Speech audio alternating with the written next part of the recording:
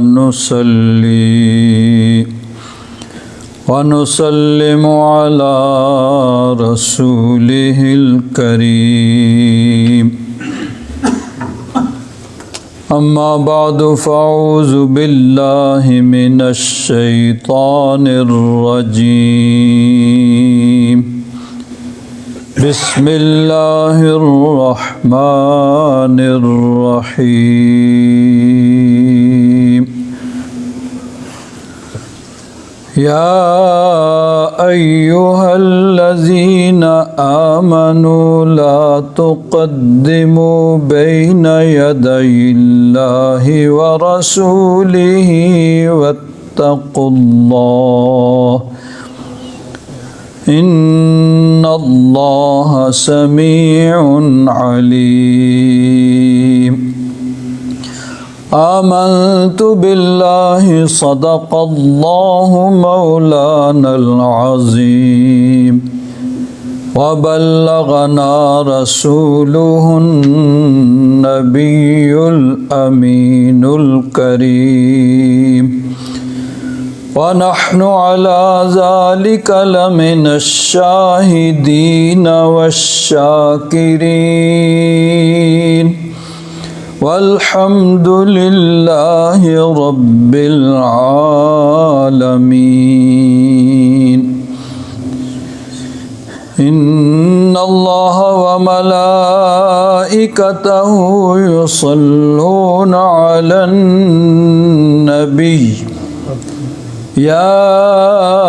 أيها الذين آمنوا صلوا عليه وسلموا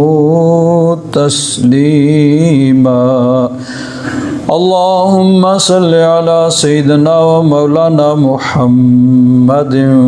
وعلى آل سيدنا ومولانا محمد وبارك وسلم صلاة وسلاما عليك يا سيدي يا رسول الله وعلى آلك وأصحابك يا سيدي يا حبيب الله بلغ العلا بكماله كشف الدجى بجماله حسنت جميع خصاله صلوا عليه وآله يا صاحب الجمال ويا سيد البشر من وجهك المنير لقد نور القمر لا يمكن الثناء كما كان حقه بعد الخدا بزرگ توئی قصہ مختصر۔ حضرات محترم، تفسیر نور الامین کے حوالے سے سورہ فاتحہ شریف کی تفسیر جو ہے اس کا آغاز کیا گیا تھا۔ ضمناً ایک حدیث پاک جو اس تفسیر کے اندر ہے اس کو میں نے بخاری شریف کے حوالے سے مفصل بیان کیا، اور اس میں ادب رسول کا نقطہ آیا کہ نبی کریم صلی اللہ علیہ وسلم کا ادب صحابہ کرام نے کس طرح کیا۔ گزشتہ جمعہ میں نے آپ حضرات کے سامنے بخاری شریف سے 2 احادیث بیان کی کہ صحابہ کرام رضوان اللہ تعالی علیہم اجمعین عین نماز کی حالت میں نبی کریم صلی اللہ علیہ وسلم کا ادب اور احترام کر رہے ہیں، اور حضور کا ادب اور احترام ایسی شے ہے کہ جس کا خود رب ذوالجلال قرآن پاک میں بار بار اس کی تلقین فرماتا ہے، اس کی تاکید فرماتا ہے۔ اللہ تبارک و تعالیٰ نے سورہ حجرات میں ارشاد فرمایا یا ایھا الذین آمنوا لا تقدموا بین یدی اللہ ورسولہ واتقوا اللہ سبحان اللہ ان اللہ سمیع علیم۔ اے ایمان والو، اللہ اور رسول سے آگے نہ بڑھو۔ اس کی جو شان نزول مفسرین کرام نے بیان کی ہے کہ بعض لوگوں نے نبی کریم صلی اللہ علیہ وسلم سے ایک دن پہلے ہی روزے رکھنے شروع کر دیے، یعنی حضور نے ابھی شام کو چاند نظر نہیں آیا، حضور نے اگلے دن روزہ نہیں رکھا، انہوں نے رکھ لیا کہ کوئی بات نہیں ہے بھائی۔ تو اللہ تعالیٰ نے فرمایا کہ میرے محبوب سے آگے نہ بڑھو، میرے محبوب کی اتباع کرو، جو کچھ میرا محبوب جیسے کرتا ہے ویسے ہی کرو۔ بعض روایات میں ہے کہ قربانی انہوں نے نماز سے پہلے کر لی، تو اللہ تبارک و تعالیٰ نے فرمایا کہ نہیں، میرے محبوب سے آگے نہ بڑھو۔ تو بہرحال اللہ تبارک و تعالیٰ نے اپنے محبوب کا ادب سکھایا۔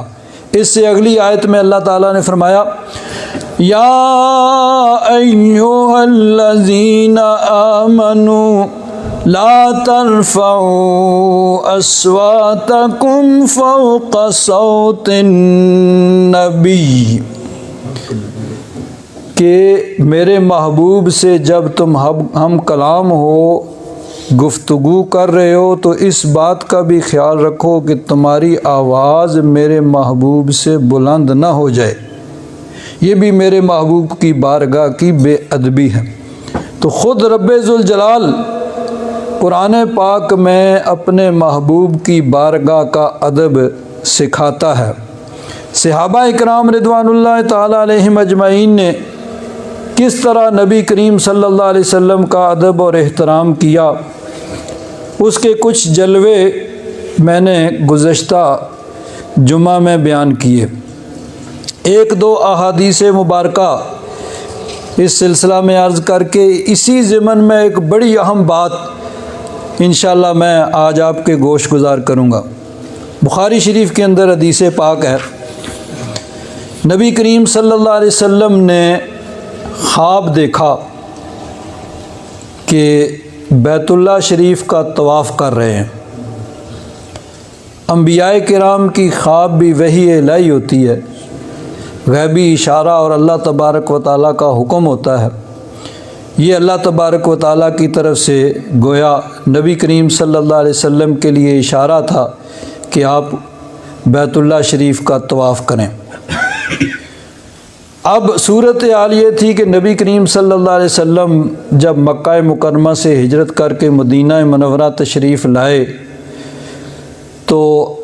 مسلمانوں کے لیے، بلکہ سارے اہل مدینہ، مہاجرین کے ساتھ ساتھ انصار بھی، سب مسلمانوں کے لیے مکہ شریف میں داخلہ ممنوع ہو گیا۔ کوئی مسلمان مکہ نہیں جا سکتا، حج نہیں کر سکتا، عمرہ نہیں کر سکتا، طواف نہیں کر سکتا، مکہ میں داخلہ ممنوع۔ جنگیں بھی ہو رہی ہیں، 6 سال گزر گئے، 6 سال تک ہجرت کے بعد نبی کریم صلی اللہ علیہ وسلم اور صحابہ کرام مکہ شریف نہیں جا سکے۔ کوئی حج کے لیے نہیں گیا، کوئی عمرہ کے لیے نہیں جا سکا، کسی نے طواف نہیں کیا، سب کے لیے پابندی، ممنوع۔ ایک حدیث پاک بخاری شریف میں ایک دفعہ حضرت سعد بن معاذ وہ گئے تھے اور وہاں پہ ابو جہل نے دیکھا تو لڑائی اس سے ہوگی، جھگڑا ہو گیا، بھئی تم کیوں یہاں آئے ہو، تم نے ہمارے دشمنوں کو وہاں پناہ دی ہوئی ہے۔ تو بہرحال مسلمانوں کے لیے پابندی تھی، کوئی نہیں جا سکتا تھا۔ اب ذرا غور کیجئے کہ وہ مسلمان مہاجرین جو مکہ شریف میں پیدا ہوئے، جہاں ان کی عمریں گزری، جب چاہا بیت اللہ شریف کا دیدار کیا، جب چاہا طواف کیا، عمرہ کیا، حج کیا، ہر سال چاہے حج کریں، اب ان کو 6 سال ہو گئے بیت اللہ شریف کی زیارت نہیں ہو سکی۔ تو کیا کیفیت ان کی ہوگی۔ نبی کریم صلی اللہ علیہ وسلم نے جب یہ خواب بیان کیا تو صحابہ اکرام کے ارمان بھی مچلنے لگے کہ اب ہم جائیں گے مکہ شریف اور خانہ کعبہ کا طواف کریں گے اور بیت اللہ شریف کی زیارت کریں گے، عمرہ کریں گے۔ نبی کریم صلی اللہ علیہ وسلم نے تیاری شروع کی، صحابہ اکرام بھی تیار ہو گئے۔ حضور نبی کریم صلی اللہ علیہ وسلم مدینہ منورہ سے روانہ ہوئے، احرام باندھ لیا ذوالحلیفہ سے، ساتھ قربانی کے جانور بھی لے لیے، چل رہے ہیں۔ جب مکہ شریف کے قریب پہنچے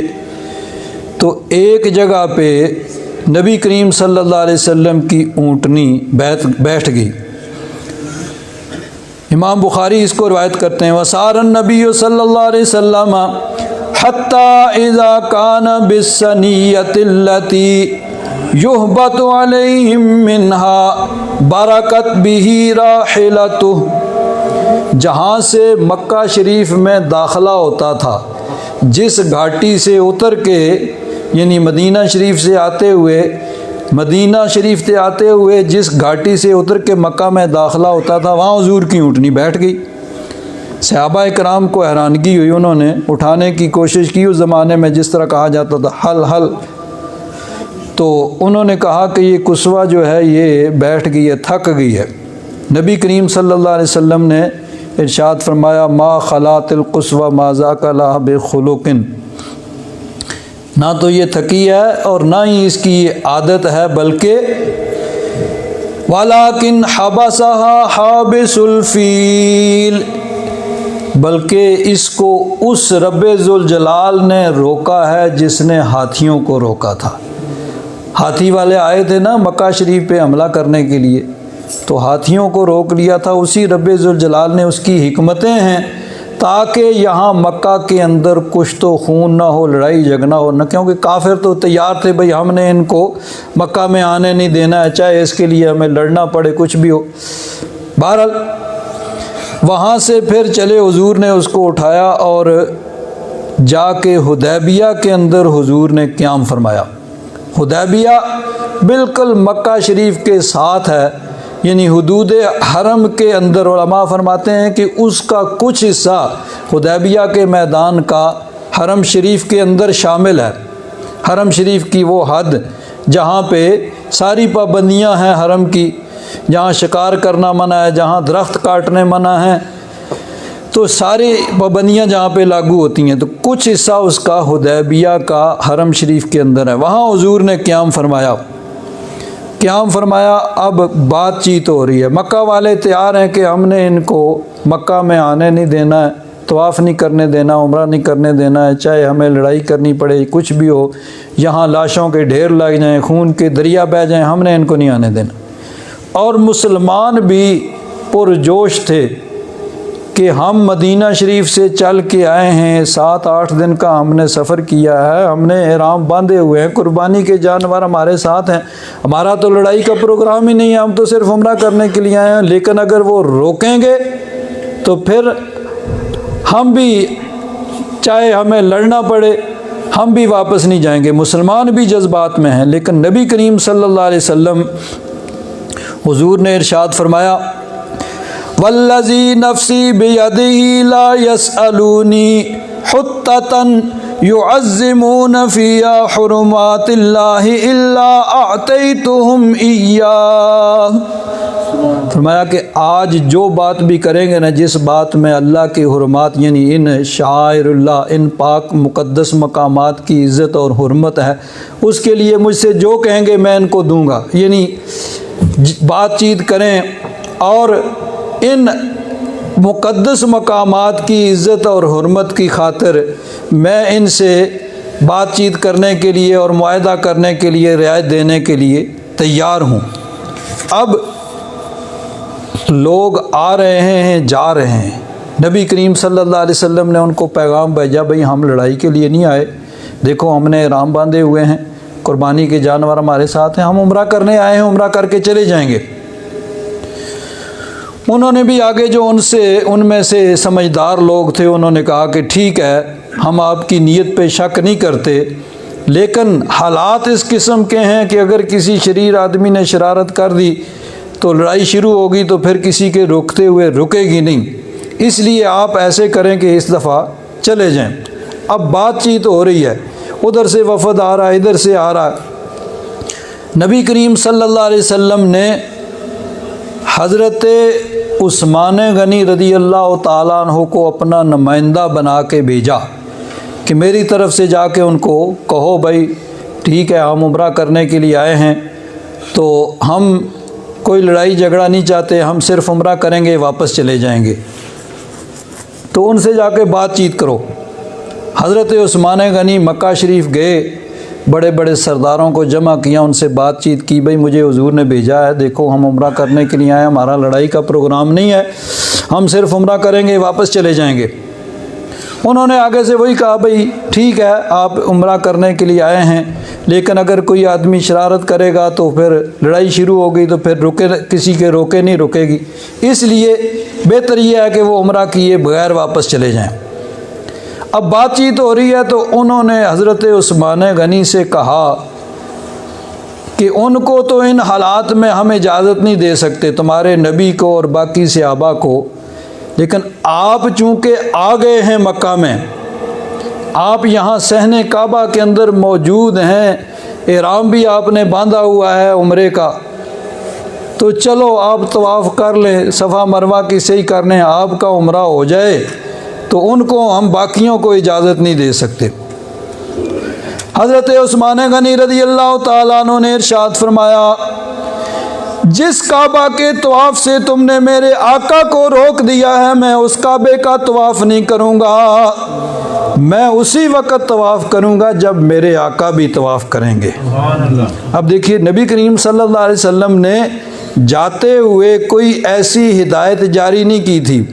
کوئی ایسی انسٹرکشن نہیں دی تھی کہ عثمان دھیان سے وہاں جا کے جذباتی نہ ہو جانا، خانہ کعبہ میں میرے بغیر طواف نہیں کرنا ہے، تمہیں اگر وہ طواف کرنے دیں تو کوئی ایسی انسٹرکشن نہیں، کوئی ایسی ہدایت نہیں تھی۔ قرآن پاک کی کوئی آیت نہیں ہے کہ جو کہے بھئی نبی کے بغیر طواف نہیں کر سکتے، نہ حضور نے فرمایا تھا، حدیث بھی نہیں ہے۔ لیکن حضرت عثمان غنی مکہ شریف سے بغیر طواف کیے، بغیر عمرہ کیے واپس آتے ہیں، بھئی نہیں، میرے آقا کو روک دیا ہے تو میں عمرہ نہیں کروں گا، میں طواف نہیں کروں گا۔ اب یہ کس نے ان کے کہا تھا؟ یہ عشق ہے، یہ محبت ہے جو ایسی باتیں سکھاتی ہے۔ محبت والوں کو یہ مرتبہ حاصل ہوتا، اور جن کو محبت کی ہوا نہ لگی ہو، خشک، وہ کیا سمجھیں اس چیز کو؟ حضرت عثمان غنی نے فرمایا کہ نہیں، جس کعبہ کے طواف سے تم نے میرے آقا کو روک دیا، عثمان اس کعبے کا طواف نہیں کرے گا جب تک میرے آقا نہیں طواف کرتے۔ اب ادھر دیکھیے صحابہ کرام آپس میں بات کر رہے ہیں کہ عثمان غنی بڑے مقدر والے ہیں، قسمت والے ہیں، ہمیں تو لگتا نہیں کہ یہ اجازت دیں گے، ہمیں تو بغیر عمرہ کیے ہی لگتا ہے واپس جانا پڑے گا یا پھر لڑائی جھگڑا کرنا پڑے گا، لیکن عثمان چلے گئے ہیں، وہ تو عمرہ کر رہے ہوں گے، وہ تو طواف کر رہے ہوں گے۔ نبی کریم صلی اللہ علیہ وسلم نے فرمایا نہیں، تم نے عثمان کے ایمان کو، ان کی محبت کو، ان کے عشق رسول کو سمجھا نہیں ہے۔ عثمان میرے بغیر طواف نہیں کر سکتا ہے، ان کو نہیں کہا تھا، لیکن جو کہہ رہے ہیں کہ وہ طواف کر رہے ہیں، انہیں فرمایا کہ وہ کیسے میرے بغیر طواف کر سکتے ہیں۔ یہ ہوتی ہے نا، دل کو دل سے راہ ہوتی ہے کہ جو حضرت عثمان غنی نے کہا تھا، نبی کریم صلی اللہ علیہ وسلم بھی وہاں بیٹھے گواہی دے رہے ہیں کہ عثمان میرے بغیر طواف نہیں کریں گے، اور یہ محبت ہوتی ہے جو ایسی باتوں پہ انسان کو مجبور کرتی ہے۔ یہ تھی صحابہ کرام کی محبت رسول، کیونکہ قرآن پاک نے ان کو حضور کی محبت اور حضور کا ادب سکھایا تھا۔ بخاری شریف کی اب دیکھیے اسی حدیث پاک میں ہے، مکہ والوں کی طرف سے حضرت عروہ بن مسعود ثقفی وہ نمائندہ بن کے آئے بات چیت کرنے کے لیے۔ وہ اس وقت تک ابھی مسلمان نہیں ہوئے تھے، بعد میں فتح مکہ کے موقع پہ وہ مسلمان ہوئے۔ وہ کافروں کی طرف سے نمائندہ بن کے آئے بات چیت کرنے کے لیے۔ اب بات چیت تو جو یہ بخاری شریف کی جو طویل ترین احادیث ہیں ان میں سے ایک حدیث ہے، اس کو انشاءاللہ اپنے موقع پہ کبھی موقع ہوا تو بیان کریں گے۔ آج جو متعلقہ چیز میں نے بیان کرنی ہے وہ یہ ہے کہ عروہ بن مسعود جب آئے، بات چیت ان سے ہو رہی ہے، گفتگو ہو رہی ہے، تو ساتھ میں ان عروۃ جعل یرمق اصحاب النبی صلی اللہ علیہ وسلم بعینیہ، عروہ بن مسعود جو کہتے ہیں نا کنکھیوں کے ساتھ نظر چرا کے دیکھتے ہیں صحابہ کرام کے عمل کو بھی، بھئی یہ صحابہ کرام حضور کا کس طرح ادب کرتے ہیں۔ آئے تو اصل مقصد تو بات چیت کرنے کا نا، بات چیت بھی کر رہے ہیں۔ ظاہر بات ہے انہوں نے جس کو بھیجا تھا ان کے نزدیک وہ ایکسپرٹ تھا، ماہر تھا اس معاملے کا، کہ کسی کو اگر نمائندہ اور سفیر بنا کے بھیجا جاتا ہے اسی کو بھیجا جاتا ہے جس کے متعلق معلوم ہوتا ہے کہ ٹھیک ہے بھئی یہ آدمی اس فیلڈ کا ماہر ہے اور اس فیلڈ میں جو بھی یہ بات چیت کرے گا اس کے اندر وزن ہوگا اور صحیح طریقے سے یہ بات چیت کرے گا۔ تو بات چیت بھی وہ کر رہے ہیں اور ساتھ ساتھ یعنی وہ دزدیدہ نگاہوں سے دیکھ بھی رہے ہیں، اور جو کچھ انہوں نے دیکھا جب گئے واپس تو پھر انہوں نے اپنا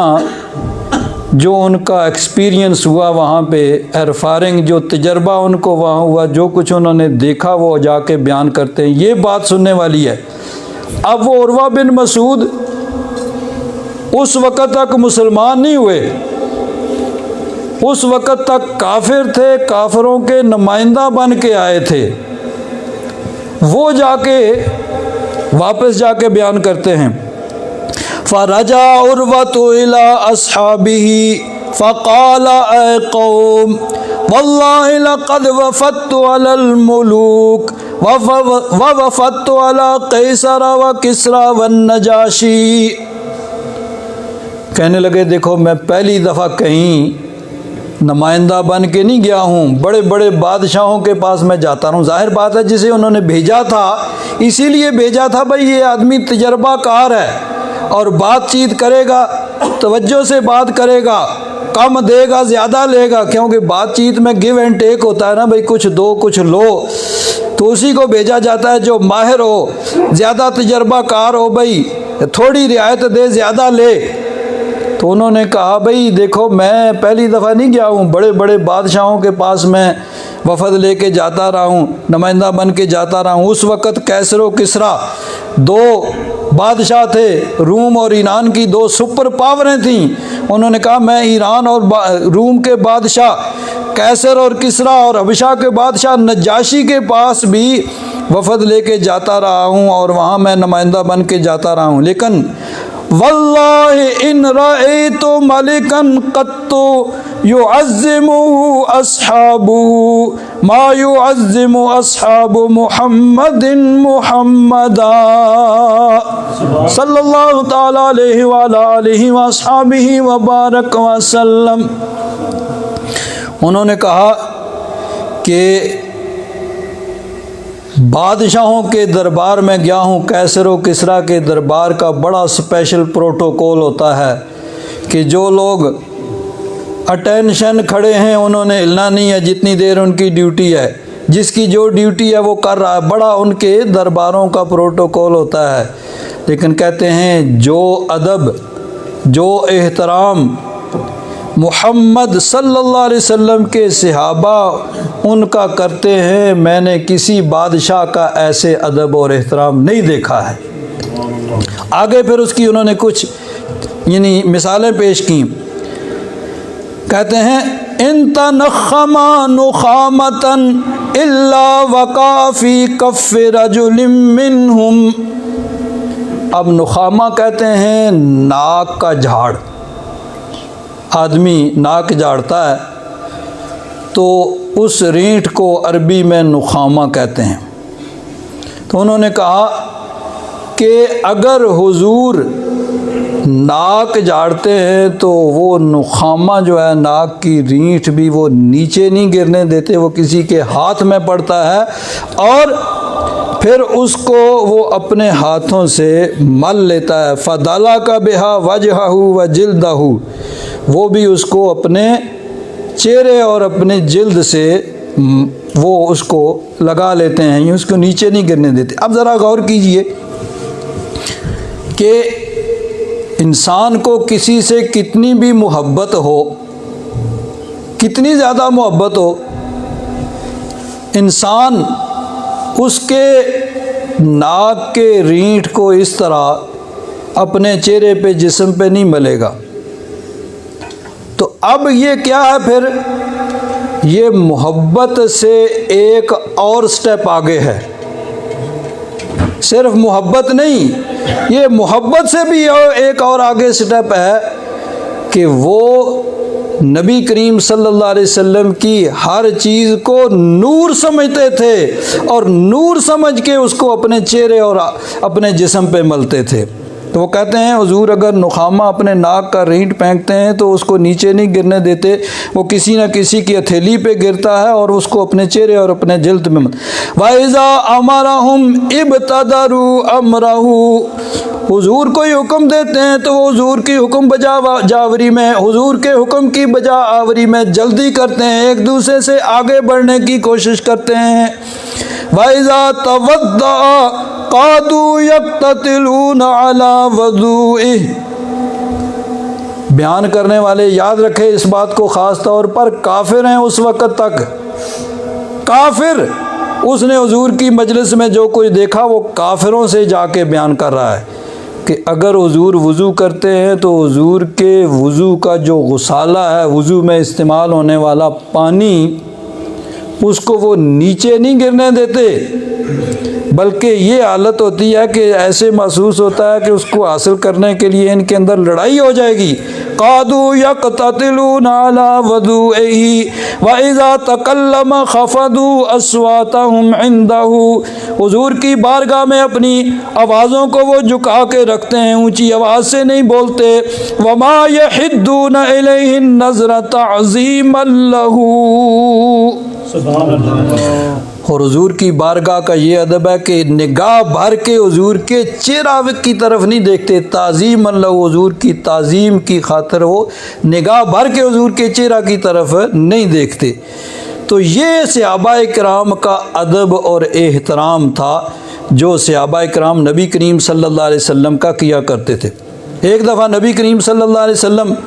تشریف لائے جمعہ کے لیے، تو صحابہ کرام نے اٹھ کے نبی کریم صلی اللہ علیہ وسلم کا ادب اور احترام کیا۔ نبی کریم صلی اللہ علیہ وسلم جب ممبر پر بیٹھے تو فرمایا اجلسو، بیٹھ جاؤ۔ اب کوئی کہے گا بھئی یہ ابو داؤد شریف کے اندر کتاب الصلاۃ ابواب الجمعہ میں یہ حدیث پاک ہے، کوئی کہے گا بھئی یہاں اٹھنے کا تو ذکر ہی نہیں ہے۔ تو اب جو حضور نے فرمایا اجلسو، بیٹھ جاؤ، تو یہ اسی کو کہا جائے گا نا جو کھڑا ہو، تو اگر وہ پہلے ہی بیٹھے رہے تو پھر اجلسو کا مقصد ہی کوئی نہیں، بیٹھ جاؤ اسی کو کہا جائے گا جو کھڑا ہوا ہے۔ تو صحابہ کرام حضور کے ادب کے لیے کھڑے ہوئے، تو جب حضور ممبر پہ بیٹھے تو فرمایا اجلسو، بیٹھ جاؤ۔ فَسَمِعَ ذَلِكَ ابن مسعود، حضرت عبداللہ بن مسعود ابھی آ رہے تھے، مسجد میں پہنچے نہیں، دروازے پہ جہاں فَسَمِعَ ذَلِكَ ابن مسعود فَجَلَسَ عَلَى بَابِ الْمَسْجِدِ، وہ مسجد کے دروازے پہ پہنچے تھے، وہیں پہ انہوں نے حضور کا فرمان سنا اجلسو۔ تو جو تو مسجد کے اندر تھے وہ تو بیٹھے ہی تھے، حضرت عبداللہ بن مسعود نے دروازے پہ سنا وہیں بیٹھ گئے، اجلسو سنا وہیں بیٹھ گئے۔ حضور نے دیکھا فَرَآهُ رسول اللہ صلی اللہ علیہ وسلم فَقَالَ تَعَالَ يَا عَبْدَ اللَّهِ بْنَ مسعود،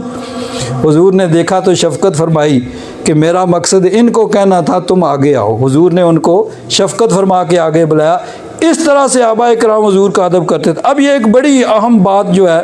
وہ ہے، دیکھیے نبی کریم صلی اللہ علیہ وسلم نے کبھی صحابہ کرام کو نہیں کہا کہ میرا ادب کیا کرو، کوئی ڈیمانڈ نہیں تھی، بلکہ نبی کریم صلی اللہ علیہ وسلم اس چیز کو ناپسند کرتے تھے کہ صحابہ اکرام نبی کریم صلی اللہ علیہ وسلم کے ادب کے لیے کھڑے ہوں. حضور کو اس کی کوئی خواہش نہیں تھی، حضور اس کو پسند نہیں کرتے تھے، یعنی ایسی کوئی خواہش نہیں تھی، نہ کبھی کہا. اور اس چیز کو حضور ناپسند کرتے ہیں کہ کوئی آدمی اپنے ادب کی ڈیمانڈ کرے، مطالبہ کرے، بھئی میرا ادب کرو، میں جب آؤں تو کھڑے ہوا کرو، میرا کھڑے ہو کے ادب کیا کرو، میرے ہاتھ چوما کرو. اور اگر کوئی ایسے کرتا ہے تو چاہے وہ پیر صاحب ہوں، چاہے شاہ صاحب ہوں، چاہے کوئی بھی بزرگ ہوں، بدبخت ہے جو یہ مطالبہ کرے کہ میرا جی ادب کیا کرو، میرے ہاتھ چوما کرو. کیوں؟ نبی کریم صلی اللہ علیہ وسلم کی حدیث پاک ہے. حضور نے فرمایا من احب ان یتمثل لہ الناس قیاما، جو چاہتا ہے، من سرہ، جس کو اچھا لگے، ان یتمثل لہ الناس، ان یتمثل لہ الرجال قیاما، کہ لوگ ہاتھ باندھ کے اس کے سامنے کھڑے رہے، جو یہ چاہتا ہے، جس کو یہ پسند ہے، فَلْيَتَبَوَّأْ مَقْعَدَهُ مِنَ النَّارِ، وہ اپنا ٹھکانہ جہنم میں کر لے. جس کی یہ خواہش ہو کہ لوگ کھڑے ہو کے اس کا ادب کریں، لوگ ہاتھ چومیں، ایسی خواہش رکھنا، ایسا ڈیمانڈ کرنا، ایسا مطالبہ کرنا، فرمایا وہ جہنم میں اپنا ٹھکانہ کر لے. تو نبی کریم صلی اللہ علیہ وسلم نے نہ یہ خواہش کی، نہ یہ مطالبہ کیا، نہ یہ حکم دیا، بلکہ حضور نے ہمیشہ اپنے آپ کو اس طرح رکھا جس طرح عام لوگ ہوتے ہیں. لیکن اللہ تعالیٰ نے چونکہ صحابہ اکرام کو حکم دیا تھا تو صحابہ اکرام اس حکم خداوندی کے تحت نبی کریم صلی اللہ علیہ وسلم کا ادب کرتے تھے، اور ایسا ادب کرتے تھے کہ جس کی تاریخ مثال نہیں پیش کر سکتی. تو یہ دو چیزیں ہیں،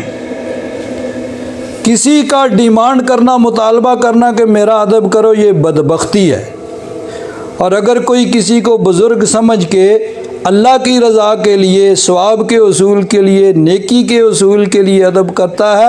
تو اللہ تعالیٰ کی بارگاہ سے اس کو جزا ملے گی، دنیا میں آخرت میں. جس طرح صحابہ اکرام ادب کرتے تھے تو اللہ رسول کے حکم پر عمل کرتے ہوئے کسی کی بزرگی کی وجہ سے، سفید داڑھی کی وجہ سے، باپ ہو، استاد ہو، پیر صاحب ہوں، کوئی بھی عمر میں بڑا ہو، اس کا ادب اور احترام کرنا سعادت مندی ہے. لیکن ڈیمانڈ کرنا، اس کی جو آدمی ڈیمانڈ کرے اس کی یہ بدبختی ہے کہ جو مطالبہ کرے. تو صحابہ کرام رضوان اللہ تعالیٰ علیہم اجمعین نبی کریم صلی اللہ علیہ وسلم کا بے مثال انہوں نے ادب کیا، کیونکہ خود رب ذوالجلال حضور نبی کریم صلی اللہ علیہ وسلم کا ادب کرنے کا بار بار قرآن پاک میں اللہ تعالیٰ نے اس کا حکم دیا ہے. اللہ تبارک و تعالیٰ ہم سب کو توفیق عطا فرمائے. وآخر دعوانا الحمد للہ رب العالمین.